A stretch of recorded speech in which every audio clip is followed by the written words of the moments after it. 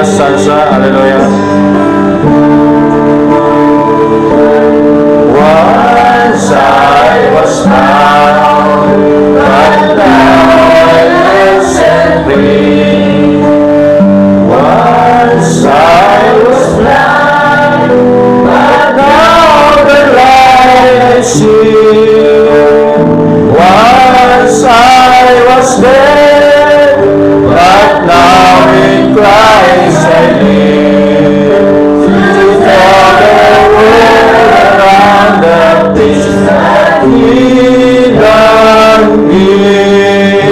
I love Him.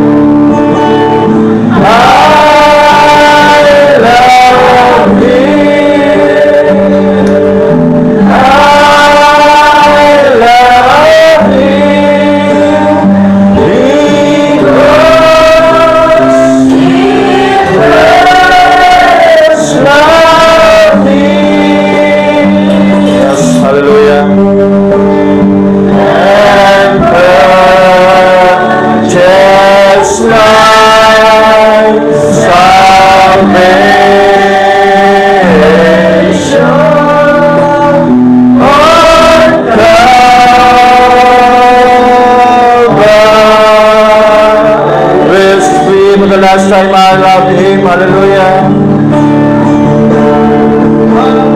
I love Him.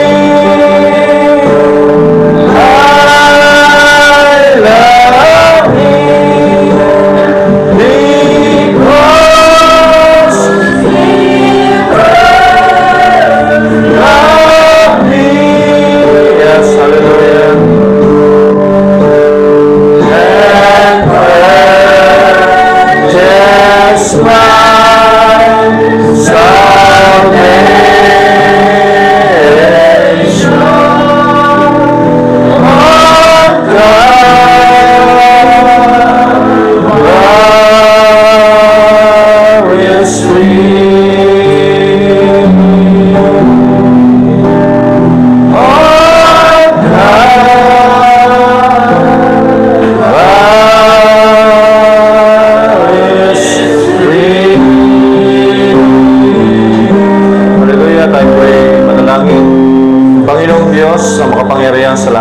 Salamat muli sa umagang ito.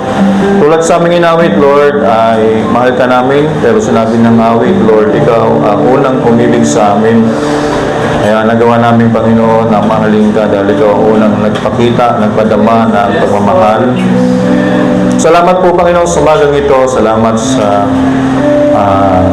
mga awitan. Panginoon, salamat sa mga pag-aalay-awit.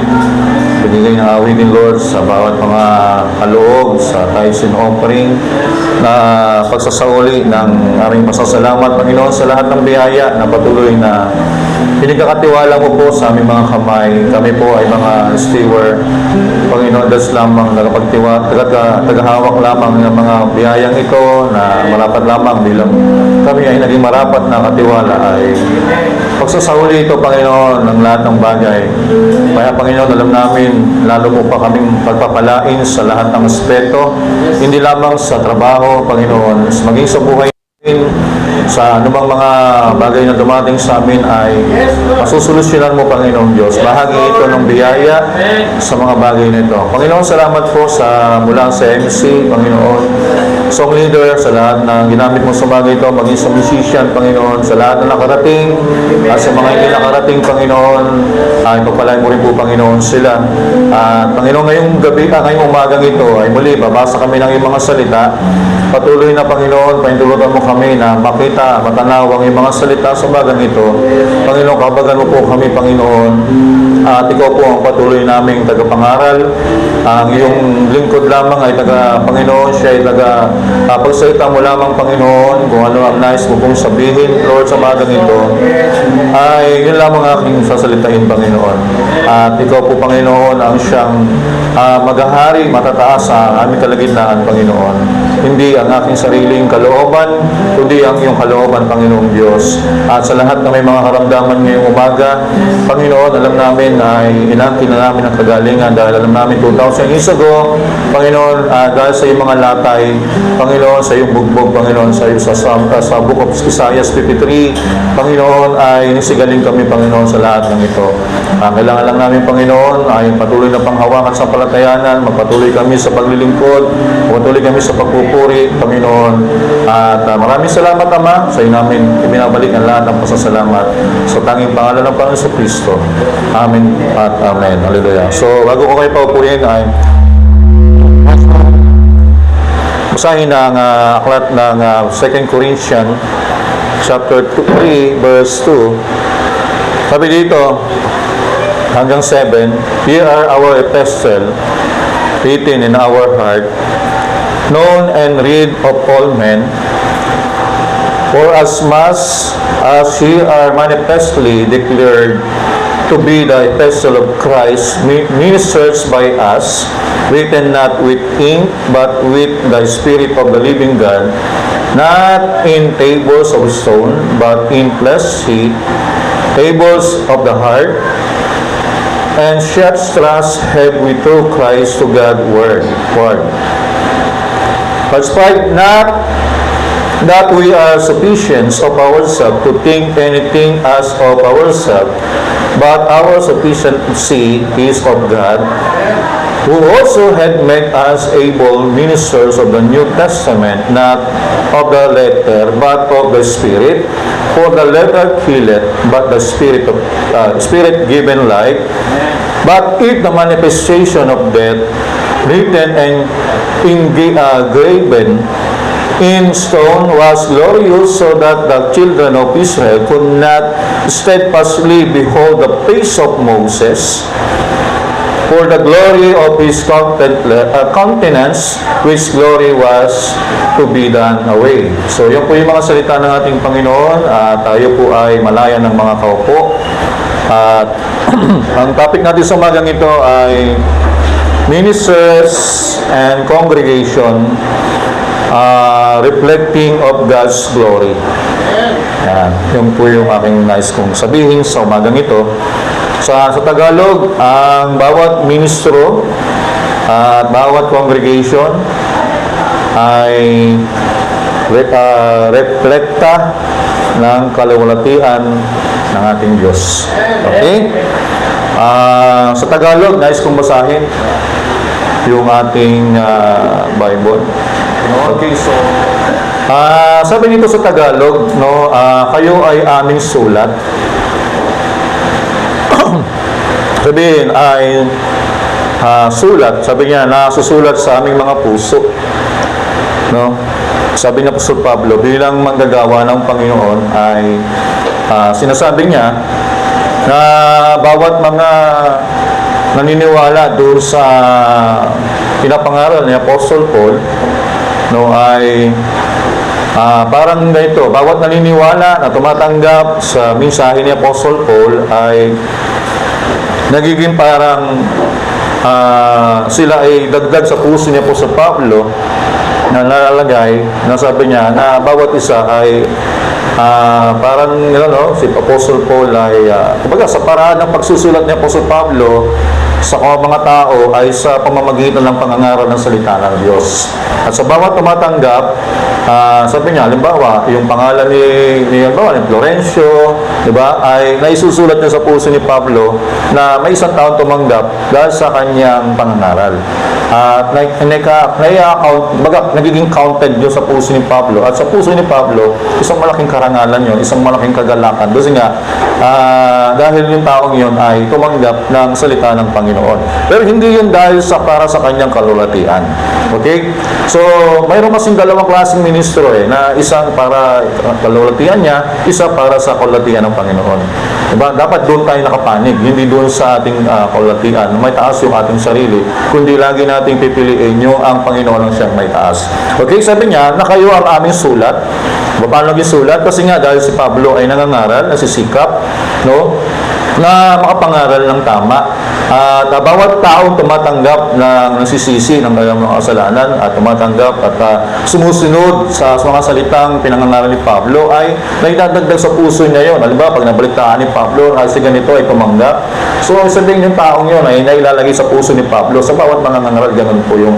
Kasi sabihin, kaganakan yun, di ba? Kahit anong hirap yung maranasan nila, mahirap mangaral, hindi madali, yung dinahak nila, hindi mahidali. Pero kapag may isang kaluluwa na tumatanggap, ay nagbibigay ng kagalakan sa Apostol Pablo yun, di ba? Ay sabi niya, na nasusulat sa aming puso, mga puso, nakikilala at nababasa ng lahat ng mga tao. Kasi ibig sabihin, so laging mayroong tandem o reflection ang preacher, mangangaral, pati yung kanyang pinapangaralan. Di ba? Kasi pag nangangaral tayo, salita ito ng Panginoon, di ba? Una, nag-reflect muna ito, yung Word of God, no, minsan sa nangangaral, no? Sa kanya muna yung sumasalamin. Okay? So siya muna yung tumatayong liwanag. Tapos pagkatapos nito, siya naman ay nangangaral at bawat kung ano yung pinapakita ng Diyos sa kanya ay doon sa tao na mangangaral na ginagamit ng Panginoon at kapag nakita nito ng bawat mga tao at nakita nila yon ay sabihin ay naging dagdag yun sa puso ng isang manggagawa ng Panginoon na may mga taong tumatanggap at nakikita din nila kung ano nakikita niya. Ngayon sabi dito, at nakikilala, so hindi lang sabi niya, at nalalaman ng mga tao kahit saan kayo magpunta at nakikilala at nababasa ng lahat ng mga tao. Sabihin, paano, hindi naman tayo binabasa, di ba? Wala naman talagang letra, wala naman talagang sulat na nakalagay sa atin. Ibig sabihin ni Pablo, yung buhay kasi ang tinitingnan. Di ba? Sabi nito, yung mga taong ito, di ba? Kasi may mga kapitbahay tayo na nakatingin sa atin. Kasi sabi nila, di ba? May mga nagiinuman, di ba? Dadaan ka, tapos ay hindi ka hindi ka, pag may birthday mo, hindi ka naman nagpapatugtog ng mga, nagbibidyo kayo ng mga katulad ng ginagawa ng sanlibutan. Pero pag nagbibidyo kayo, ang kinakanta nyo, Amazing Grace, di ba? How Sweet the Sound. Tapos, ang first time nila, nakita nila na birthday, pero ang kinakanta nyo ay mga Christian song, di ba? Minsan, mga love song na hindi naman masama umawit ng mga ganit ng mga palibasat na, di ba? Pero sabihin, nakikita nila yung buhay ng bawat isa. Sabihin, binabasa tayo. Sabihin, ang sinabing binabasa, parang sabi nila, itong taong ito ay parang kakaibang mga tao sila. No? Na nakikita nila na parang anong klaseng mga tao ito. Ibig sabihin kasi nakikita nila paglinggo, naka-base tayo ng maayos, sasabihin nila sa pupunta po kami ng simbahan. Kaya pala. No? Kaya pala ganun yung kapitbahay natin kasi sila pala yung mga taong Kristiyano. Kasi alam niyo pag ang mga taong pag tayo naging Kristiyano, mataas ang moral, mataas ang paggalang ng mga tao sa paligid. Once na pag nalaman na tayo Kristiyano. Diba? Kasi alam nila tayo po ay mabait, tayo po ay hindi magagalitin, alam po nila na tayo po ay pag nagsalita ay mahinahon. Diba? Yan ang tinitingnan sa atin bilang isang Kristiyano. Well, sabihin, pag tayo ay naging Kristiyano, kaya palang buhay nila ganun. Pero pag once na minsan tayo po ay nasira, no? Sa mata ng mga tao, doon naman sira din tayo. Diba? So, napakahirap nun. Ibig sabihin, nagiging binabasa tayo. Sabihin, pag sinabi, tayo po ay nagiging Biblia. Bible na binabasa. Bagamat hindi sila nagbabasa ng Bible, pero binabasa nilang Biblia dahil sa atin. Tayo yung bigiging Biblia nila. Diba? Na nakakita sila ng isang, meron palang mabuting tao. Meron pa palang mga taong matama. Meron pa palang mga taong naglilingkod sa Diyos. Diba? Na sa kabila ng lahat ng panahon natin, nakikita nila, na totoo pa pala. Sabi, nakikita nila yung mga kapatid. Ngayon, sabi sa verse 3, yamang nahayag na kayo'y sulat ni Kristo.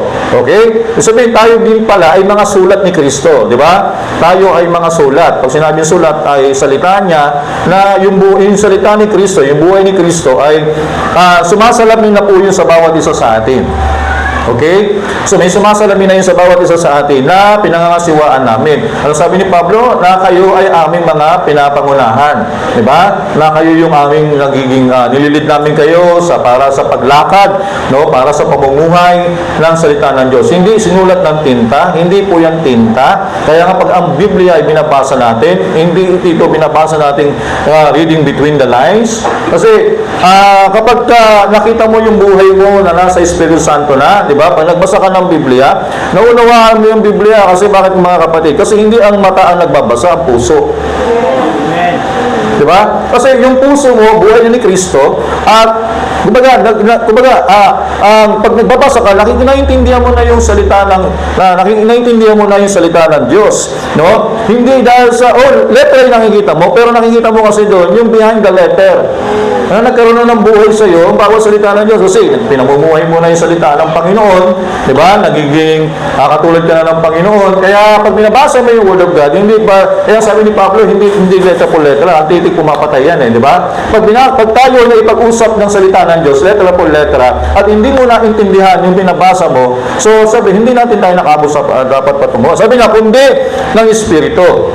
Okay? So sabi niya rito, tayo daw ay sulat, hindi tinta, kundi paano tayo sinulat? Sa pamagitan ng Espiritu. Okay, ano sabi? Di ba isang araw sa Matthew 13, ang Panginoon ay pumunta sila kasama mga alagad sa isang lugar at sa lugar ni Siya Pilipo. Di ba ang sabi ng mga tao doon, ang pagkakilala nila sa Panginoong Kristo ay si Elias, si Jeremias, si Jeremiah, o isa sa mga propeta. Di ba? Pero sabi ni Pedro, di ba? Sabi niya, Panginoon, sabi ng mga tao, ikaw daw si Jeremias, ikaw daw si Isaias, ikaw daw si propeta Jeremiah, ikaw daw si propeta Joel, at marami pa. Pero sabi ng Panginoon, iba-iba yung mga iniisip nila, iba-iba yung pananaw nila, pagkaunawa nila sa Panginoon kung sino siya. Pero sabi ng Panginoon sa kanyang mga alagad, sabi niya, kayo, para sa inyo, sino ako? Di ba? Sabi niya ni Pedro, tamayo si Pedro. Sabi doon, sabi niya, tamayo siya. Sabi niya, ikaw ang anak ng Diyos na buhay. Diba? Sabi ng Panginoon sa Kristo, Pedro, mapalad ka sapagkat laman at dugo, hindi ito tinayag sa iyo ng sinuman, kundi sa pamamagitan ng aking Amang nasa langit.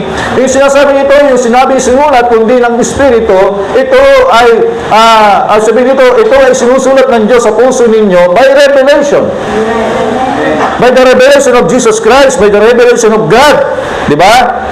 Sabihin, kapag ang Diyos ang nangungusap sa inyo, binuksan niya ang kanyang salita, ininterpret niya ang Word of God by the Spirit of the Holy Ghost, hindi sa tinta, inuunawa niya ang Word of God. Kaya sabi niya nireveal, sabi ni Pedro ng Panginoon Kristo, Pedro, sabi niya, kahit ang pintuan ng Hades ay hindi magsisipanaig laban dito. Sabihin, yung sulat na yun, paano sinusulat ng Diyos sa inyong puso ang kanyang salita? Sa tamang pagkaunawa ng sa kanyang mensahe. Saan? Sa pamagitan ng bukas na kapahayagan. Diba? Marami, iba kasi, may dalawang klase kasi nakikinig eh. Isang carnal na pakikinig at isang may revelation na pakikinig. Diba? Nanauunawaan niya yung sinasabi ng preacher. Okay? So, verse, ano tayo? Yan na ba yun? Okay, verse 4. At gayong pagkakatiwala sa Diyos, tapos na ba ako sa verse 8? Okay, gawin muna tayo. Verse 8, sabi niya, na yamang naayag na kayo sulat ni Kristo na pinangangasiwa namin, hindi sinulat ng tinta, kundi ng Espiritu, ng Diyos ng buhay. Pero kanino, tinan niyo mga kapatid, hindi namin kayo sinusulat sa pamagitan ng tinta.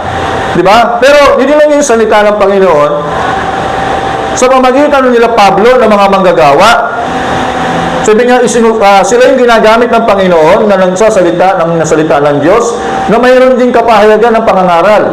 At kapag narinig ito ng bawat mga tao, hindi lang ito dahil sa narinig nyo, kundi nire-reveal din ito ng Diyos sa puso ninyo, sa bawat individual, na bawat isa, na nahayag sa atin yung mga bagay na pinapangaral ng Diyos sa bawat isa sa atin, sa pamagitan din ng spiritual, sabihin na, pamagitan din ng kapahayagan ng Diyos sa buhay, hindi sa mga tapyas ng bato. Okay? Kundi sa mga tapyas sa pusong laman. Sabihin kasi pag bato, wala itong buhay. Diba? Pero sa pusong laman, may buhay ito. Kapag doon inilagay ng Diyos ang kanyang salita, yung kapahayagan ng salita ng Diyos sa puso na may buhay, so yung salita na yon, hindi lang siya basta naging salita lang, hindi lang basta naiukit lang, kundi ito ay naibubuhay din. Kasi nilagay ito ng Diyos sa isang sisid lang, may buhay. Diba? Kaya yung puso na yon, nagbabago yun. Nagbabago siya. Ngayon, sabi sa verse 4, at ang ganyong pagkakatiwala ng Diyos ay nalagay sa amin sa pamamagitan ni Kristo. Diba? Sa verse 5, Hindi so kami ay sapat na sa aming sarili upang isipin ng anumang mula sa ganyang aming sarili. Kaya si Pablo, tingnan nyo, di ba? Ang tunay na lingkod ng Diyos, kahit gaano pa kapahayagan ang dumating sa kanya, sabi ni Brother Branham, sabi niya, God is high in simplicity. Ang Diyos ay nahayag sa kasimplihan. Ang tunay na lingkod ng Diyos, ang tunay na mga anak ng Diyos, the more na marami kang nakukuhang kapahayagan, ay sabi niya, lalo ka nagpapakumbaba. Diba? Yung mga taong nakakuha lang ng kapahayagan ng serpent seed, nakakuha ng kapahayagan ng Godhead, nakakuha ng iba, kung tumataas ang ulo, yan pa lang nakuha mo eh. Tumataas sa ulo mo. Kaya sabihin, mali yung tanggap nila. Pero sa isang taong tunay na anak ng Diyos, mga kapatid, the more na nakakakuha siya ng tamang kapahayagan, ng tamang pagkaunawa sa salita ng Diyos, lalo yung nagpapakumbaba. Kasi lalo nagpapakumbaba, lalo kang pinagpapala ng Diyos. Diba? Lalo kang binibigyan ng kapahayagan. Diba? O kaya sabi niya, hindi kami ay sapat sa aming sarili upang isipin na anuman ay mula sa ganang aming sarili. Sabi ni Pablo, lahat ng mga bagay sinasabi ko, sabi niya, napakahusay mga aral ni Pablo. Pero sinasabi ni Pablo, hindi ito akin. Ito ay kapahayagan ni Jesucristo. Sabi niya, upang huwag niyong isipin, sabi niya, na mula sa galing aming sarili. Diba? Kung walang Holy Spirit, hindi ko may papangaral ng Word of God ng ganyang kalinaw. Kasi siya ang nagsasalita. Hindi ako nangangaral sa salita ng Diyos sa pamamagitan ng mga letra na kasulat na tinatawag ng quote by quote ng prophet, letra po letra. Dapat pag binasa nyo ang quote ng prophet, kailangan makita nyo behind the quote. Binasa lang halimbawa, kayong mga lalaki, o lalaki, pero i-spiritual mo, sino ang lalaki? Kristo. Kayong mga babae, sino ang babae? Iglesia. O, diba? Lagi tatluhan yan. Lagi mo itatype yun doon. Diba? Lagi mo siyang ititipo. Kasi yun ang kapahayagan. Diba? Pinipahayag sa iyo ng Diyos yun. Diba? Ay ganun mo siya ipinapangaral. Pero hindi ibig sabihin na yung pagiging mahusay na mga sabi ni Pablo, ay huwag niyong isipin na mula sa aming sarili yan. Diba? Galatians chapter 1, 11, chapter 1 verse 11, 11 verse 12. Sige, takbo tayo. Italong mo muna. Ito yung sabi ng Panginoon ni Pablo sa Galatians chapter 1 verse 11 hanggang 12. Tingnan nyo. Sabi niya, sapagat aking pinatatalasan sa inyo, mga kapatid, tungkol sa Ebanghelyo, na aking pinapangaral, ito'y hindi ayon sa tao. Oh. Verse 12, sapagat hindi ko tinanggap ito sa tao, ni tinuro man sa akin, kundi itinanggap sa pamamagitan ng kapahayagan ni Jesucristo. Diba? Sabi ni Pablo, hindi ako natuturo. Gusto kong sabihin sa inyo, mahusay si Pablo mangaral kasi siya Doctor of Divinity, tapos siya ng Bible School. Napakahusay niya. Sabi niya, Doctor of the Doctor si Pablo. Pero sabi ni Pablo, nung siya mag-convert sa Damascus, sabi ni Pablo, ang lahat na gusto kong sabihin sa inyo, iba na pinapangaral ko ngayon. Hindi na ito same gospel. Sabi niya, iba na. Itong aking pinapangaral, hindi na ito sa tao. Kaya sabi niya, yung aking pinapangaral, hindi itinuro sa akin ng tao, kundi tinanggap ko sa pamamagitan ng kapahayagan, pahayag ni Jesucristo. Kaya sinasabi ni Pablo, balik tayo dun sis, sinasabi ni Pablo, huwag mong sabihin na itariin na akin yan. Diba? Wala akong inari dyan, wala akong salita dyan, wala akong sariling katuruan dyan. Ang lahat ng bagay na yan, galing yan sa aking Panginoon Jesucristo, kundi aming kasapatan ay mula sa Diyos. Diba? Tungkulin ng isang mangangaral, magsaliksik, mag-aral, the more na nasinsir ka sa pag-aaral mo, diba? Sabi ng Bible, merong isang parable na kapag ikaw ay naghanap ka ng ginto, diba? Mahirap maghanap ng ginto, diba? Nasaliksik mo yan, inuukay ka, pero pag natuklasan mo yung ginto, nahanap mo, diba? Yung kagalakan mo nandoon eh. Ayun sinasabi doon. Pero, ang gusto natin sabihin, pero sabi ni Pablo rito, pero yung pinapangaral ko sa inyo, hindi yan sa akin. Ayokong mauwi yung kolorte yan sa akin. Ito ay tinuro sa amin, ito ay galing sa Diyos. Kundi aming kasapatan ay mula sa Panginoong Diyos, mula sa Diyos. Okay, verse 6, na sa amin naman ay nagpaging sapat na sa mga ministro ng bagong tipan. Okay, di ba? Yung si Pablo, di ba? Iba yung ministro ng bagong tipan kasi ang ministeryo ni Pablo ng bagong tipan hanggang sa atin sa pamamagitan ng kapahayagan ng Espiritu Santo. Diba? Pagdating sa Lumang Tipan, literal sila na sila ay nagmiministro sa pamagitan ng New Testament, under the letter lang. Diba?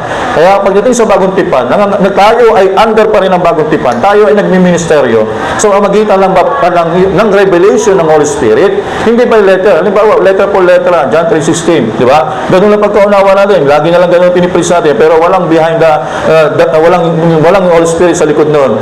So, hindi tayo masasabi na natitik lang tayo. Pero sabihin, tayo po ay ministro ng Bagong Tipan. Ibig sabihin ng Bagong Tipan, tayo po ay mga ministro na pinipreach lang natin according to the revelation of Jesus Christ.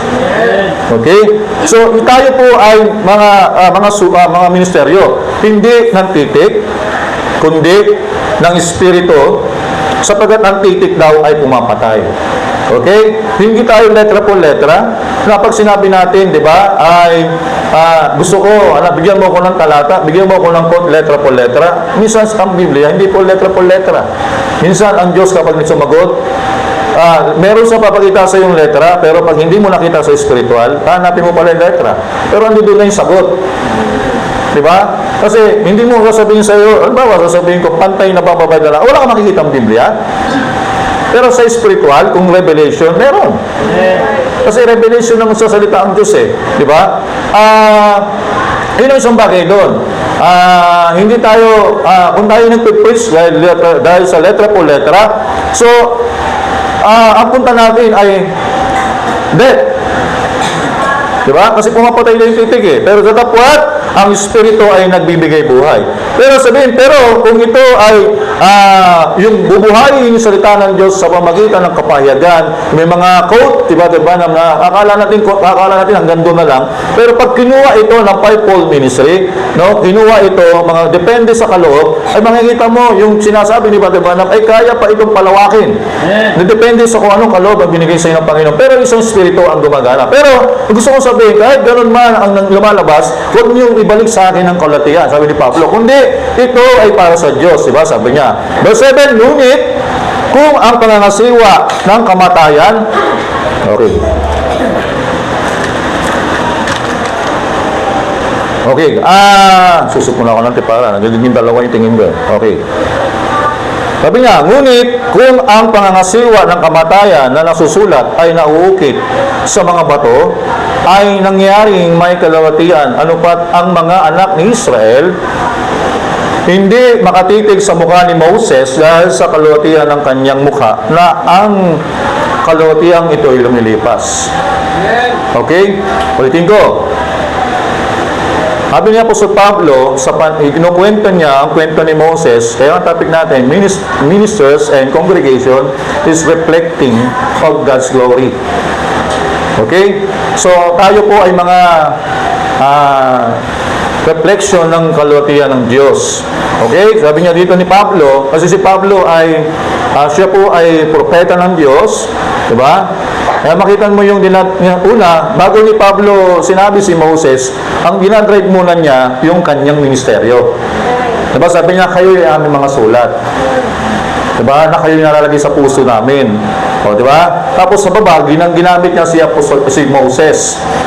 Nasabi niya si Moses, numakit sa Mount Sinai, binigay ng Diyos yung 10 utos, nakipag-usap ang Diyos kay Moses ng face to face, di ba? At pagkatapos, sinulat niya, inukit niya yung kanyang mga salita doon, di ba? Habang sinusulat niya, nagliliwanag yun, at yung liwanag na salita ng Diyos ay bawat isa, halimbawa, unang utos, nag-reflect isang bahagi ng mukha ni Moses, hanggang sa kabilang mukha na puno, hanggang sa kabilang bato na puno, hanggang sa lahat ng mukha ni Moses ay nagliwanag dahil sa reflection ng Word of God kaysa mukha ni Moses.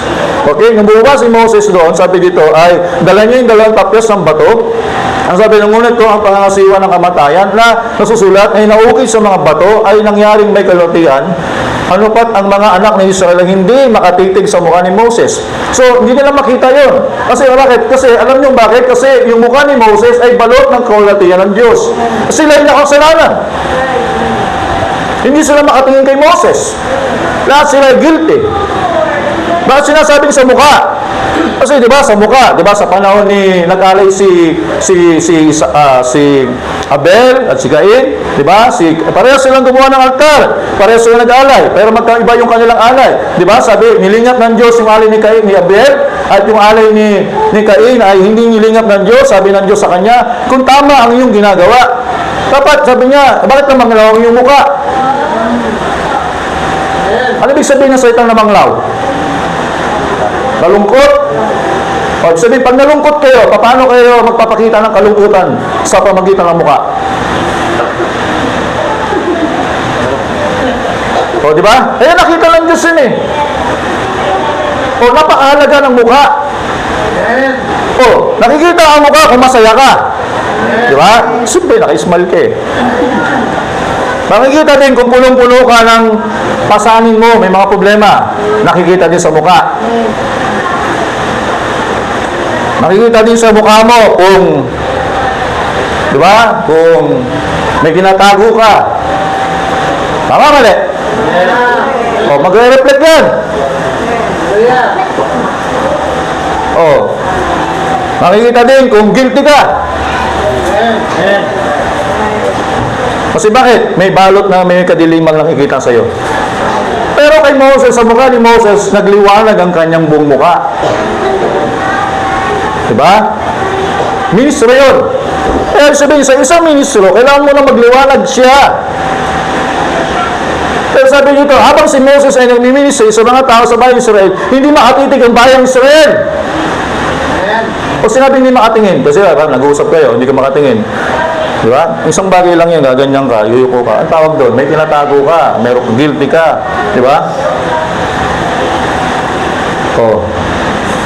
Sabi dito, hindi makatitig daw sa mukha ni Moses dahil sa kalwatian ng kanyang mukha na ang kalwatian ito'y lumilipas. Pero lumilipas yun. Direin nyo mga kapatid ha.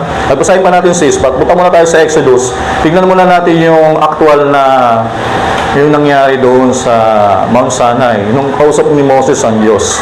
Okay, tignan natin. Doon muna tayo. 34. Exodus 34. 29:35.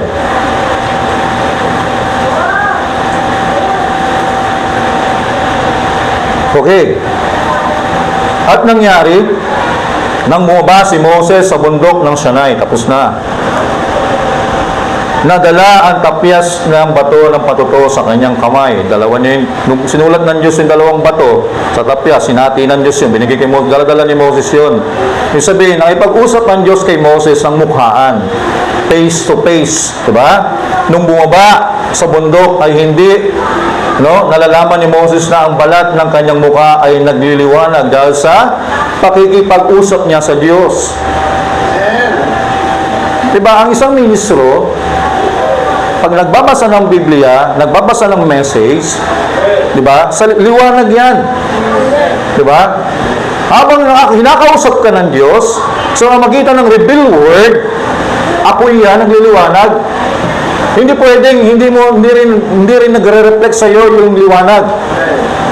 Pero kay Moses, literal po yung sinasabi natin. Kasi sabi ni Pablo, lumilipas. Kasi literal. Diba? Yun nga kay Moses, nung makita sa Mount Sinai, yung ang Diyos ay apoy, nasa apoy siya, sinulat niya yung salita niya sa pagitan ng bato. Sinulat niya yan. Diba? Pero bawat apoy nun, nagre-reflect kay Moses. Diba? Unti-unting lumiliwanag ang mukha niya hanggang sa makompleto yung bato, hanggang makompleto yung literal na apoy pa lang yun. Kulat yan ng Diyos yun. Nag-reflect kay Moses. Diba? Ngayon sabi dito, na ang kanyang mukha daw ay nagliliwanag dahil sa pakikipag-usap niya sa Diyos. Ibig sabihin, kapag tayo pala nakikipag-usap sa Diyos, lalo na ang ministry, hindi pwedeng hindi ka magliwanag. Diba? Dahil nakikipag-usap ang Diyos sa iyo sa pamagitan ng salita ng Diyos, sa Bible, sa pamagitan ng mensahe. Ibig sabihin, bumabato yan sa iyo. Mayroong kalutihan ng Diyos na bumabato sa iyo. Kaya kapag ang isang ministeryo, ang isang ministry na ang mukha niya ay madilim, diba? Hindi niya nakausap pa ang Diyos. Hindi nag-reflect sa kanya ang mukha ang glory ng Diyos. Diba? So, kaya nga, Yun ang isang bagay, mga kapatid. Kaya doon pala yun, mga kapatid. Nakikita natin na ang mukha, di ba? Ang mukha na isang manggagawa ng Diyos, isang propeta ng Diyos, isang teacher, isang pastor, isang evangelist, di ba? Ay sumasalamin sa kanya. Nagre-reflect ang salita ng Diyos sa mukha ng isang tao. Di ba? Alam ng Diyos, di ba? Alam ng Diyos kung nasa puso mo ay bitterness. Di ba? Nagre-reflect sa mukha mo eh. Di ba? Makikita mo, magre-reflect sa mukha ng isang tao kung siya ay may tinatago, o kung siya ay guilty, o siya ay gusto niya, glory niya yung itaas, hindi sa Diyos. Makikita sa mukha. Di ba? Makikita yun, mga kapatid. Makikita mo kung tunay ka talagang manggagawa, tunay ka talaga nangangaral ng ebanghelyo, o meron ka lang isang bagay na ginagamit mong ebanghelyo para sa sarili mong kapakanan. Alam yan, makikita yun sa mukha.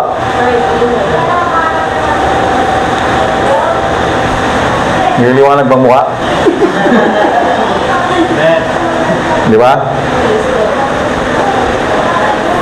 Ayun, sabi dito, dahil sa pag-iusap daw niya sa Diyos. At nang makita ni Aaron ang lahat ng mga anak ni Israel, si Moses, narito ang balat ng kanyang muka ay nagliliwanag. Sa panahon ni Moses, ang nagliwanag kay Moses yung mukha. Okay? Dahil sa pag-ipag-usap lang na sa Diyos, kumbaga, may covenant lang ang Diyos sa kanya. Pero kay Moses, hindi basta nagliwanag, hindi lang basta nakikita ni Moses. Alam mo, bawat sulat ng Panginoong Diyos doon, nabubuksan kay Moses, yung pala yung Diyos na pinaglilingkuran ko. Yung pala yung salita niya. Tanggap ni Moses yun, yung pala yung salita ng Panginoon. Diba? Kumbaga, bawat sulat ng Panginoon sa bato yun, pero kay Moses, sumusulat yun sa puso niya. Diba? Nagre-reflect na yun sa puso niya. Kaya hanggang sa yung sinusulat ng Panginoon, liwanag salita ng Panginoon, ay nandun na rin sa mukha ni Moses. Diba? Nakikita ni Moses, yun pala yung aking Panginoon. Kaya sabi dito, nung bumaba si Moses, nang makita ni Aaron at lahat ng mga anak ni Israel, si Moses, narito ang balat ng kanyang mukha ay nagliliwanag. Kasi sila'y natakot na lumapit sa kanya. Natatakot eh. Diba? Halimbawa, siguro si Moses, nung dumaan doon, siguro yung mukha niya medyo maitim, madilim, parang hindi mo malaman kung naghilamos o hindi. Parang, alam mo yung isang mukha ng tao na kapag napakaraming problema, di ba? Makikita mo sa isang tao pag maraming problema eh. Di ba? Parang pag tingnan mo mukha niya, parang ang bigat-bigat ng mukha niya. Parang nakikita mo rin ang dami niyang mga problema. Halimbawa, kung may maraming mga di ba? Nakikita mo parang nababasa mo sa mukha niya na ang dami niyang dinadala eh.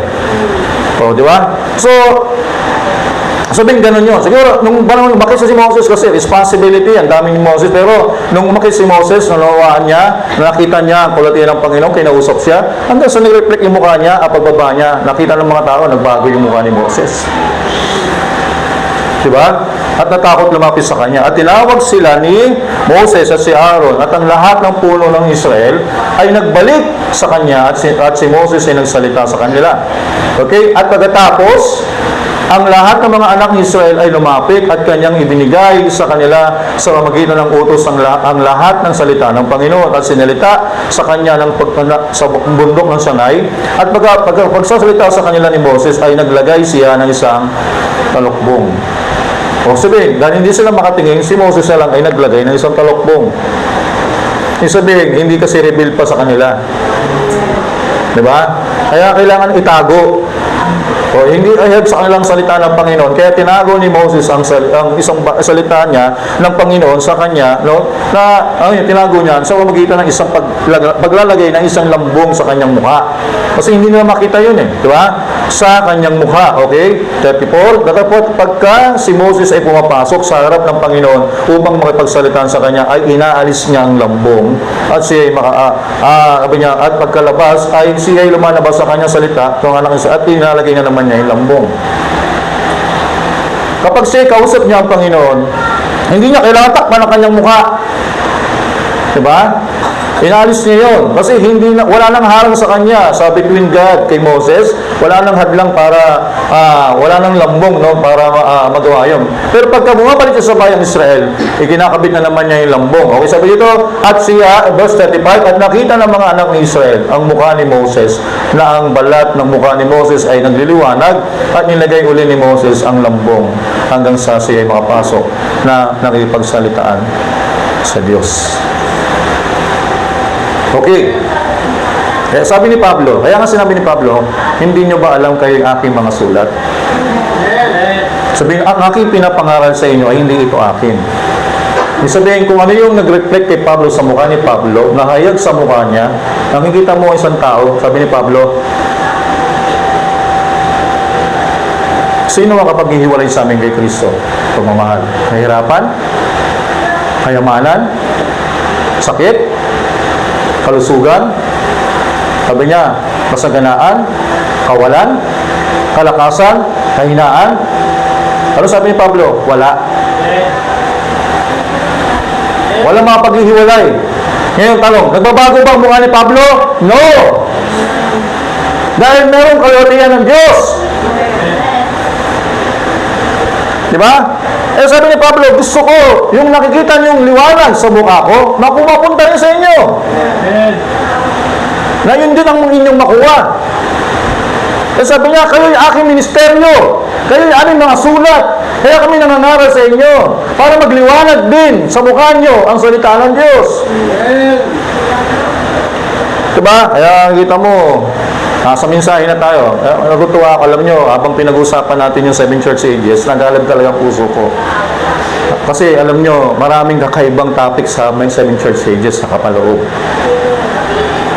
Yan ang greatest ministry ng Diyos, the 7 church ages. Diba? Sabi kanina sa kwento kay Iranyo, ay si Polycarp, kita nyo bago siya mamatay, diba nag-healing siya, nabigyan siya ng 2 oras ng panalangin para sa mga kapatid niya sa pananampalataya. 2 hours.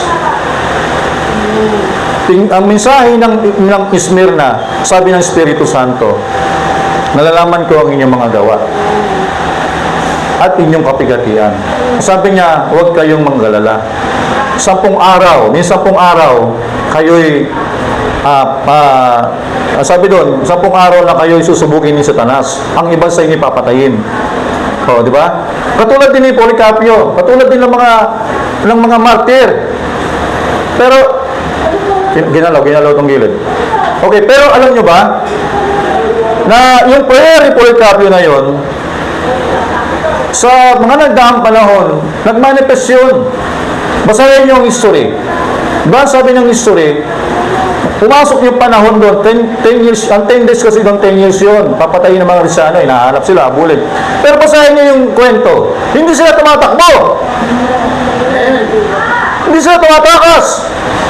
Ano sabi ni Iranyo? Sabi ni Policarpio, kung alam ko, Panginoon, darating din sa kanila kung paano dumating ito sa mga mensahero, walang dakilang Panginoon sa kanyang mga alipin. Sabi niya, kung dumating man ang panahon ito, gusto kong malaman, maglakas sila ng loob, iyalin nilang buhay nila katulad ko. Hindi binago ni Iranyo ang panahon. Sabi niya, Panginoon, buhay mo pa ako. Hindi niya sinabi yun. Sabi niya, Panginoon, mamamatay ako. Itong kalooban mo, pero mamamatay ako. Naglilingkod sa iyo. Pero Panginoon, ang panalangin ko lang, yung mga taong sumusunod sa iyong salita sa panahon ito. Sabi niya, nawa, dahil sa pitin din nilang panahon ito, sana iyali din nilang buhay nila. Huwag silang matatakot. Basahin yung history. Kaya sumunod sila. Kasi yun yung mukha sa mukha ni Policarpio. Sumasalamin din sa mga congregation. Diba? So, yun po yung nangyari. Kaya, nung panahon ni Moses, diba? Kausap niya ang Panginoon. Kasi sa panahon kasi nila, wala pang Holy Spirit na para mabuksan talaga yung salita ng Panginoon. Kasi nabuhay sila sa ilalim ng isang anino. Diba? Hanggang anino lang sila Kaya si Moses pag nangangaral, ang pagkaunawa ng mga tao noong unang panahon, letra na pakikinig. Pag sumunod sila kay Moses, okay. Pero walang kapahayagan Diba? Wala pang revelation kasi noong panahon na yun eh. Noong panahon, dumating ang kapayagan, noon dumating na ang baptism of the Holy Spirit, dumating na yung Holy Spirit. Diba? Kaya ngayon, ang ministeryo natin ngayon, hindi sa pamagitan ng mga lumang tipan, kundi sa bagong tipan. Ano pa ministeryo? Sa pamagitan ng mga kapahayagan ng salita ng Diyos. Nire-reveal natin ng Word of God sa pamagitan ng kapahayagan. Hindi sa pamamagitan ng mga letra na sinasabi ng Biblia, letra na sinasabi ng quote, kundi behind the quote, behind the letter of the Word of God. Dahil bakit? Kasi ang pinakamalaga, paano natin binubuhay ang salita ng Diyos? Diba? So ngayon, balik tayo doon sis. Doon sa, kung ano natin kanina, doon sa Corinto. Okay? Kaya simulan natin ulit doon sa 3. Verse 2. Kaya sabi niyo yung Apostol Pablo, kayo ang aming mga sulat. Kaya kita nyo, di ba? Pag si Pablo nangangaral, para maunawaan ng tao yung kanyang pinipreach, dinadala niya ang tao sa nakaraan. Kasi Jesus Christ is the same, diba? Yesterday, the same today, forever. Diba? Ganun pag nagpapaliwanag si Pablo, diba? Ng salita ng Diyos, pinapakita niya muna yung panahon ngayon, tapos para maintindihan si Pablo, binabalik ito sa nagdaang panahon. Tapos babalik na naman si Pablo sa panahon nito. Diba? So, ganun yan mga kapatid. Kaya sabi dito, kayo ay aming mga sulat na nasusulat sa aming mga puso. No? Sabihin, ngayon kasi, mas dakila na yung ministeryo ni Apostol Pablo kaysa nung kay Moses. Kasi kay Moses, mga kapatid, letra po letra yon. Talagang pag sumunod ka, kailangan sumunod. Pero kay Pablo, ang ministeryo dito ay sa pamamagitan ang pag-uunawa, ang pagbibigay ng pag-unawa ng Diyos sa mga tao by revelation of God. Diba? Kahit mangawi pa ito ang preacher ng ilang araw, ilang oras, no, kung walang Espiritu Santo, kahit gaano pa kalinaw ang pangangaral, gaano pa kaganda pagkakasalansang ng mga message, mga kapatid, kung walang Holy Spirit na natuturo sa taong nakikinig, hindi nyo makikita yung sinasabi ng preacher. Kaya ang mangyayari dito, nalalambungan pa sa inyo mga bagay na liwanag na binigay ng Diyos sa preacher. Diba? Kaya ang gagawin niya, itatago pa rin niya yung mga bagay nito kasi hindi lantad. Kaya ganoon ginagawa ni Moses eh. Kapag kausap niya ang bayan sila, tinatago niya ang mukha niya kasi hindi nila maunawaan. Pero kapag kausap niya ang Diyos, ano yun? Glory to glory nag-uusap eh. Pero pagdating ni Pablo, pinapaunawa niya, kayo yung aming mga sulat. Sabihin niya, yung reflection na meron ako, yun din kayo. Na pinapakita niya, nilalantad ni Pablo, inaalis niya na ang lambong. Diba? Kasi bakit? Kasi ang nagre-reveal ay ang revelation, ay ang Espiritu Santo. Eh sabi niya, kayo yung aming mga sulat. Nasusulat sa aming mga puso, nakikilala at nababasa ng lahat ng mga tao. Yamang nahayag na kayo sulat ni Kristo. O, paano kayo sinulat? Diba? Paano kayo sinulat ni Kristo? Sa pamamagitan ng kapahayagan. Ni-reveal ng Diyos sa inyong salita. Tanong sa inyo, paano niyo nawa ng salita? Sabi niya, ito kasi pinangaral ni Pastor John eh. O, tama naman yun. Pero diba, ito yung nireveal ng Diyos sa akin. Diba? Tayo, yung mga preacher, nagpipray yan. Kasi ang preacher, tingnan nyo, hindi lang basta nag-aaral tayo ng salita ng Diyos. Hindi tayo basta lang nagbabasa ng mensahe, nagbabasa ng Biblia. Kasi dapat makita mo talaga, sabi ni Brother Branham, diba, may preacher sabi niya, hindi ka pwedeng mangaral katulad ng ginagawa ni Moses kung maliban na hindi mo makita ang Diyos sa behind the pillar, sa pillar of fire. Kailangan sabi niya, kailangan ma-experience mo yung experience si Moses. Sabi mo, Pastor, paano mangyayari yun? Wala namang pillar of fire. Hindi kailangan, pupunta pa ba ako sa desierto para maghanap ako ng pillar of fire at doon ako usapin ng Diyos? Nandiyan ang mensahe. Diba? Kapag hindi mo nakita ang mensahe, hindi mo siya binabasa, hindi mo naunawaan, nagbabasa ka ng mensahe, sabi ni Brother Branham, alba, diba? Halimbawa lang, example natin, diba, nag-topic tayo 1 and 2 ng yung projected, yung divine love. Yung topic natin number 1, sabi ni Brother Branham, sample niya, yung baka, yung toro, galit na galit yun. Tapos, si Brother Branham, nagkaroon siya ng divine love. Tapos, gumawa siya ng isang atmosphere. Yung atmosphere na yun, nakapasok yung toro na yun sa atmosphere, nagbago yung toro. O, diba? Yung example yun ni Brother Branham. Eh, kung ganun lang nakita mo sa mensahe, hanggang doon mo lang siya magpapakita sa tao. Pero pag dinadtil mo yun sa other side, na yung toro na yun ikaw. Ang Diyos, si Brother Branham. Yung atmosphere ng Diyos, si Kristo yon. Pag once na nakapasok ka doon, nagbabago. Yung toro mabagsik. Nagiging maamo. Kasi bakit? Kasi nakapasok siya doon sa atmosfera ng Diyos. Kung ganun lang pagkabasa mo, ang titik pumapatay. Maraming sinasabi ni Brother Branham, walang problema sa quote ni Brother Branham. Ako, tanggap ko rin yan. Pero naunawaan mo ba yung quote mo? Naunawaan mo ba talaga ang mensahe? Diba? Kaya si Brother Branham, nag-example yan. Sabi niya, meron isang rifle. Sabi niya, ang pagsilip sa isang rifle para meron kang sintahin. Sabi niya, may dalawang sipatan yan. Kailangan itong sipatan dito, saka sipatan dito. Magtagpo yan. Kasi pag hindi yan lumapat, pag putok mo ng baril, mapakalayo pagdating doon sa, ito yung sentro mo, pag mali yan, pag putok niyan, habang lumalapit yan, malayo ang tama. Diba? Example lang yun. Pero ano ibig sabihin pag hindi mo nakita? Biblia, message. Pag hindi parehas ang tingin mo sa salita ng Diyos, sa mensahe, ay dapis ang tama mo, mali ang itumbok mo. Kailangan itong Bible, tama ang silip mo sa mensahe. Itong mensahe, tama ang silip sa Biblia. Kasi pag namali ka, mali pag pinutok mo yan, pinangaral mo.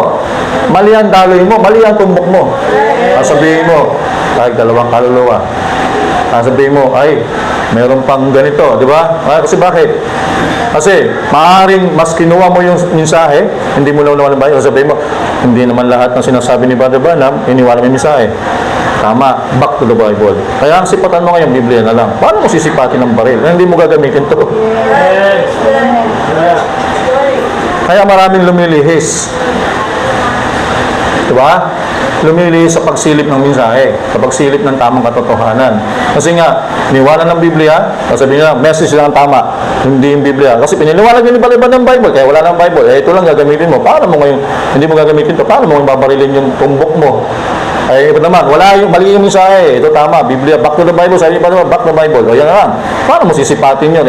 Ito, babaliwalain mo, iangat mo ganon. Pag pinutok mo yan, pataas ang lipad niyan.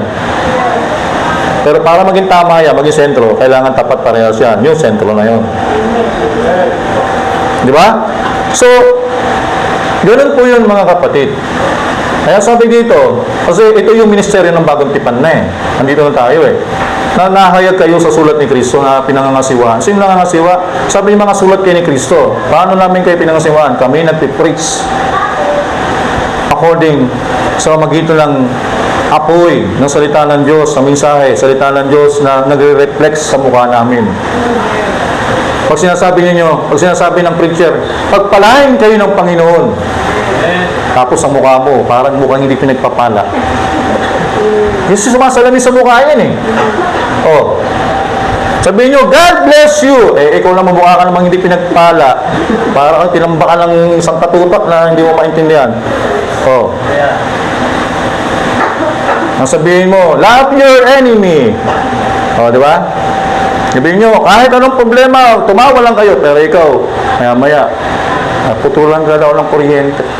Simangot ka na naman kagad. Di ba? Nakikita sa mukha yan.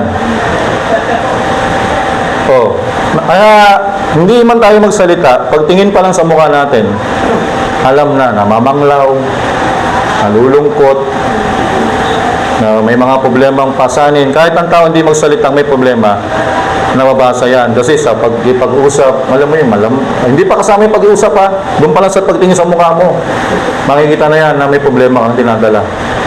Diba?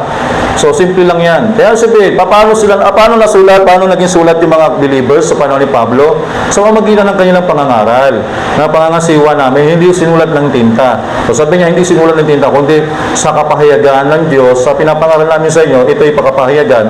Sinusulat kayo ng Diyos sa puso. Kayo hinahayag sa sulat ni Kristo by revelation na pinipreach namin. Kundi ng Espiritu ng Diyos sa buhay. Hindi sa mga tapyas ng bato. Yan. Sabihin, ay pinapakita niya po sa Pablo na kung nagliwanag kami sa Ebanghelyo ni Kristo, ganun din namin pinapakita sa inyo ang salita ng Diyos. Na sana magliwanag din kayo. Kaya sabi niya, na tayo binabasa ng mga tao. Diba? Paano dapat naging ugali ng isang Kristiyano? Ano ba dapat ang mukha ng isang tao? Diba? Hindi yung Lalo na pag tayo kasi tumatayo, nag-lead MC, song leader, di ba? Ang tawag kasi yan leader eh. Pag sinabi mong song leader ka, tagapanguna ka ng tagapagpakanta, eh kung ikaw ay masaya na yung inaawit, ba? Kahit may mga tao naman na hindi naman talaga palangiti, pero makita mo kahit hindi ngumingiti, masaya yung mukha. Tama? Hindi porket ngumiti. May mga ngiti kasi na peke. Pero kahit ngumiti kang peke, alam pa rin nila ng hindi ka talaga masaya. O, diba? May mga mata, kasi bakit? Kasi minsan, nababasa sa'yo sa mata. Ano ba binubuo ng muka? Tenga, bibig, ilong, sa mata, utak, iniisip. Kaya sa mata, diba? Pintuan din niya para makita mo kung masaya ang tao o hindi. Nakikita mo pa rin sa mata ng tao kung nasisinungaling o hindi. Minsan, sa reaksyon ng bunganga, nakikita mo kung hindi nga sila sasalita, pero alam mo hindi sila nakikinig. Sa reaksyon ng bunganga. Minsan ba?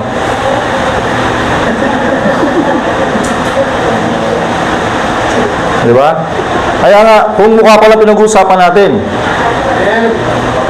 marami na tayong mensaheng pwedeng pag-usapan. Diba? Kaya si Moses nagliwanag ang mukha niya. Ibig sabihin, itong lahat ng parte na ito, yung kaisipan niya, yung mind niya ay nagliwanag, yung kanyang paningin nagliwanag. Kasi alam mo yung mata ng isang taong tumitingin sa isang taong hindi judgmental. Isang taong tumitingin na may pag-ibig sa isang tao, nakikita rin sa mata. Alam mo yung isang taong walang pagmamahal sa isang tao, nakikita yan sa mata. Diba? Kaya nung si Moses, bumaba yan eh. Diba? Nag-reflect sa mukha niya, nakita niya, diba? Naamoy niya, o lahat narinig niya. Marami siyang naririnig, pero wala siyang ibang naririnig, kundi yung kalooban lang ng Diyos. Kahit may mga bumabato sa kanyang mga negative, hindi niya yung pinapansin. Kasi bakit? Nagliwanag ang buong mukha ni Moses. Kaya si Pablo, pagdating ng bagong tipan, ganun din yung same kay Pablo. Eh sabi ni Pablo, hindi ko pinapahayag sa inyong salita ng Diyos sa sino bang tao minayag sa akin, kundi ang naghayag sa akin, Espiritu Santo. Nabuksan ang aking mga mukha, nagliwanag ang aking mukha. Sabi niya, at yun din ang aming ginagawa, kayo aming mga sulat, at binabasa tayo ng mga tao sa labas. Na kayo ngayon, mga tagasunod ko, sabi ni Pablo, di ba? Sa followers tayo ng mensaheng ito. Oh, na yung salita ng Diyos na sinulat hindi sa pamamagitan ng literal na bato, kasi pag sinulat mo salita ng Diyos sa isang bato, anuin mo salita ng Diyos. Halimbawa, John 3:16 sinulat sa bato. Di ba? Ang maganda yung nakalagay sa mga frame eh. Diba? John 3:16. Nakalagay, kung ganda ng talata, pero yung nakatira, hindi, diba? Ang pag-ibig ng Diyos ay ganito. Pero yung nakatira, wala eh. Ano mo isang talata, nilagay mo lang sa isang frame. Walang buhay. Pero kung nilagay mo yung talata niya sa puso ng isang tao, dahil ang puso may buhay. O, di ba? So, magliliwanag ang mukha mo, yung salita ng Diyos, makikita sa mukha mo yan. Wala masama maglagay tayo ng mga, di ba? Kung nilagay mo sa bato, yung 10 utos, salita ng Diyos, John 3:16. Diba? Hindi naman may apply ng bato yun kasi ang bato walang buhay. Kaya ang sabi ng Biblia, hindi sa mga batong tinapyas, kundi sinulat ng Diyos ay tapos sa mga pusong laman. Saan? Paano nyo sinusulat yun?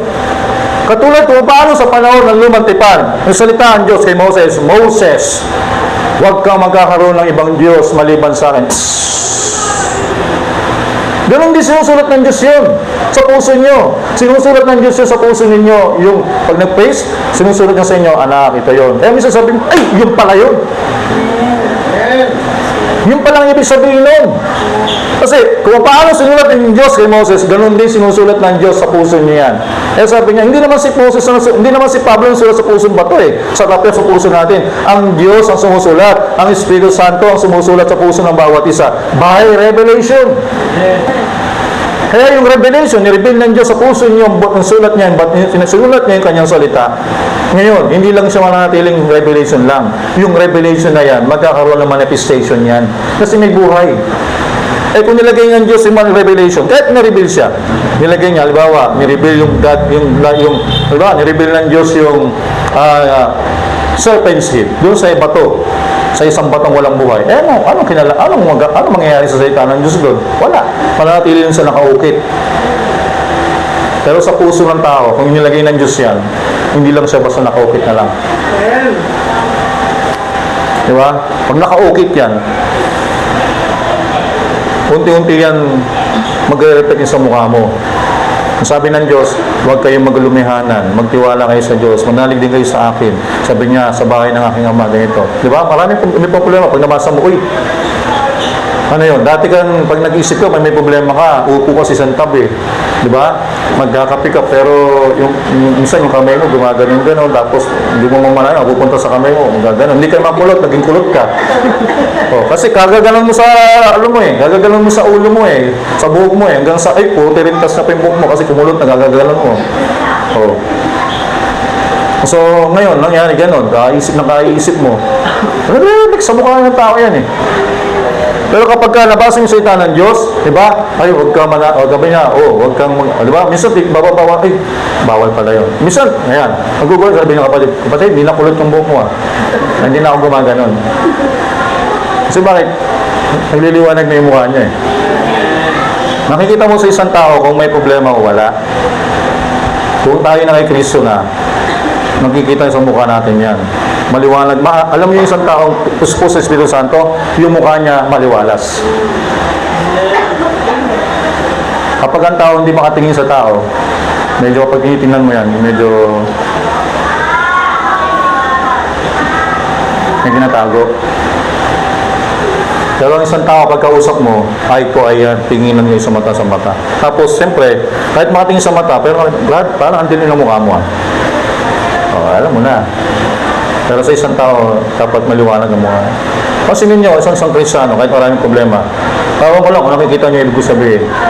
Hindi literal na liwanag yung sinasabi ko. Pero tingnan niyo yung isang taong Kristiyano, nagiging parang, hindi ko sinabing baby face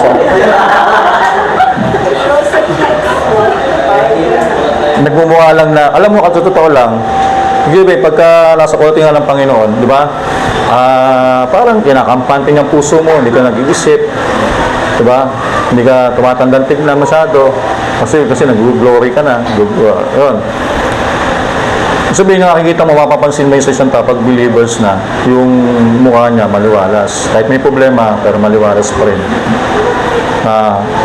Kahit maraming bagay na nangyari, hindi siya nagagalit. Basta, hindi siya punong-puno ng galit. Hindi siya nagagalit. Hindi siya yung parang Basta nakikita mo yan, nagre-reflect sa mukha ng isang tao. Kasi nga, yun yung isang bagay na nag-reflect.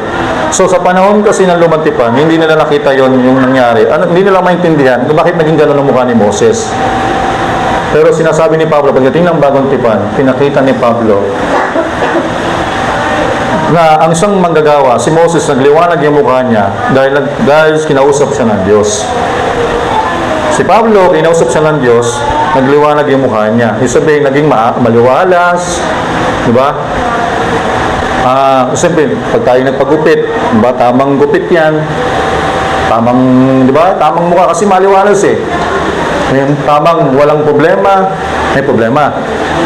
Di ba? Alam niyo yung isang tao may problema, yung parang, yung gulo-gulo ng buhok. Di ba? Dahil sa dami ng problema, nakalimutan niya na kasi yung makapagsukulay. Di ba? Nakalimutan niya makapaghilamos na marami na palang muta dito marami na palang mga dumi. So, hindi niya naayos yung mukha niya. Kasi nga bakit? Yun nga, yung sinasabi natin, reflection pa rin yan. Okay? So, ngayon, iwanan ko na yan. 1 Corinthians 13, verse 9. Kalapit na tayo matapos. Okay, verse 9. Sabi ng Apostol Pablo, sapagkat nakakakilala tayo ng bagya at nanganguhula tayo ng bagya, katapwat kung dumating ang sakdal, ang bagya ay matatapos. Nang ako'y bata pa, nagsasalitang gaya ng bata, nagdaramdam lang ako ng gaya ng bata. Nag-iisip ako gaya ng bata. Ngayong naganap na ang aking pagkatao, ay iniwan ko na ang mga bagay ng pagkabata. Okay, verse, doon pa rin. Sapagkat ngayon, malabo tayo nakakakita sa isang salamin. Ngunit pagkatapos ay makikita natin sa mukhaan. Mukhaan. Diba? Paano? Kasi alam nyo, pag binasa nyo yung message ni Brother Branham about dito, na ang Diyos ay nakikilala through Christ, kasi si Christ yung mukha Di ba? Ang Diyos wala siyang mukha, pero ang mukha niya si Kristo. Okay. Kaya ang mukha kasi, kaya nga, di ba? May mga green joke ito na parang ganito eh, di ba? Parang ganito yun eh. Parang ang mukha kasi napaka-importante, di ba? Kahit sabihin mo makita ng tao yung katawan mo, pero kung hindi nakita ang mukha, wala. Kasi marami namang katawan yan eh. Pero pag nakita yung mukha mo, isa lang ang mukha mo. At ang mukha, identity yan. Diba kahit sa mga cellphone, diba? May bago ngayon eh, diba? Dati, ang cellphone, ang lock niya, password niya ay, saan yung tawag doon? Pattern. Tapos yung iba, number. Merong iba, fingerprint. Diba? Tama naman yan. Minsan iba, mukha. Subukan mo yung mukha ko. Yun ang mag-lock. Yung mukha, itapat mo sa mukha ni Brother Jet. Pagbubukas ba yung Brad? Hindi. O kahit kanino ko mukha yung iharap, hindi ako bubukas. Kasi hanggang hindi ko mukha ang inaharap. Kasi identity ko yun. Ito identity ko to. Pagkakakilanlan mo yan. Siyempre, kung mo liwanag sa mukha mo, pagka-identity yan, ay, si Pastor Joe, di ba? Ito. Ay, kung mukha naman ng isa, ay, identity mo yun eh. Di ba? Nagre-reflect sa iyo doon dahil doon mga kapatid. Ngayon, sabi ni Pablo, nakikita natin sa mukhaan. Okay? Ngayon may nakikilala ko ng bagya, pero konti pa lang. Pero sabi ni Pablo, very humble siya, di ba? Ngunit pagkatapos ay makikilala ko makikilala ko gaya naman na pagkakilala sa akin. Datapwat, ngayon, okay, nanatiling 3 minutes. Okay, sabi nito. Okay, but ano tayo sis? Punta na tayo sa Matthew 17. Okay. Ito, yan, pamagat pa lang, yan ay Mount Transfiguration. Ano po sa Tagalog? Ang pagbabagong anyo. Ano yung pagbabagong anyo? Yan po ay adoption. Adoption yan. Okay? Hindi yan body change. Si Kristo, hindi siya body change. Ang tawag dyan, adoption. Okay? Kasi, ang sabi ng tinig dyan, hear he him. Adoption. Okay, sabi dito, at pagkaraan ng 6 na araw, ay sinama ni Jesus si Pedro. Sino si Pedro? Diba? Santiago. Si Juan. Ano yan? Si Pedro yung, alam ko si Juan, yan turo ko yan sa diba? Sa pag-ibig, love, hope, and faith. Diba? 3 yan. Ang alam ko si Pedro yung pag-asa, Santiago, faith si Pedro, Santiago is hope, si John is love. Baga, kita mo mga tao lang yan, pero may mga ibig sabihin yan eh. Diba? Pag pumunta ka sa bago ka magkaroon ng pagbabagong anyo, magkaroon ka muna ng pananampalataya, magkaroon ka ng pag-asa, magkaroon ka ng pag-ibig. Kailangan 3 yan lumitaw sa'yo bago magkaroon ng transfiguration. Tinatawag ng adoption. Sabi niya, si Juan, kapatid niya, sila ay dinalang bukod sa isang mataas sa bundok. What's the mountain? Stature of the perfect man. Diba? Okay, verse 2. At nagbagong anyo siya sa harap nila at nagliwanag ang kanyang mukha. Katulad ng araw. At puting katulad ng liwanag ng kanyang damit. Hindi lang mukha. Buong katawan ni Kristo nagliwanag. Sabihin, hindi lang mukha, hindi kaisipan, hindi pangingin, kundi pati kanyang kamay, pati paa, pati lumalakad ng perfect yung kanyang paa. Sabihin, lahat ito ay nasa kalatian ng Diyos. Ngayon, nakikristo tayo ngayon. Hindi lang mukha, buong katawan. Dapat magliwanag.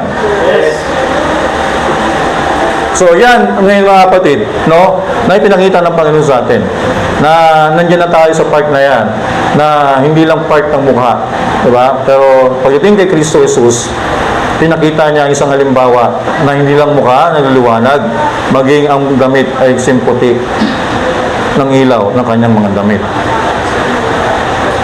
Di ba? Sabihin, sa part ng katawan, okay, part ng katawan, anong nasa bahagi ng katawan? Puso. Diba? Baga. So lahat.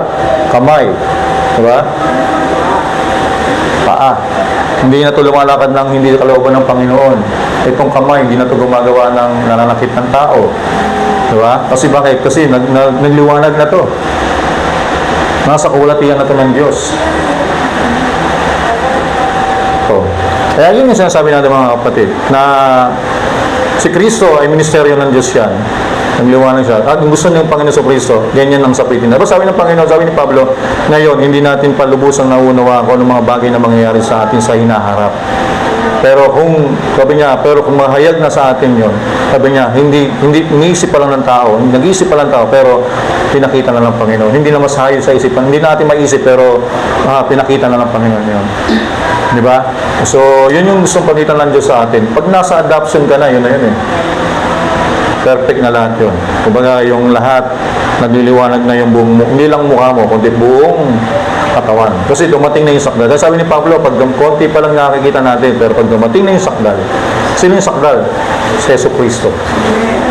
Diba? Pinakita niya sa atin yung kabuuan na reflection. Ibig sabihin, si Cristo ay gano'n na dapat mag-reflect ang bride. Diba? Katulad na kay Cristo. Para kasi tayo ay reflection ng Diyos sa kanyang kalatian. Okay? So, sana mga kapatid ay hindi nyo napakinggan yung sinasabi ko, kundi ang sinasabi ko, nakuha nyo sana yung substance ng mensahe na gustong paabot ng Panginoon by the revelation of Jesus Christ. Okay? So, salamat sa Panginoon at hanggang dito.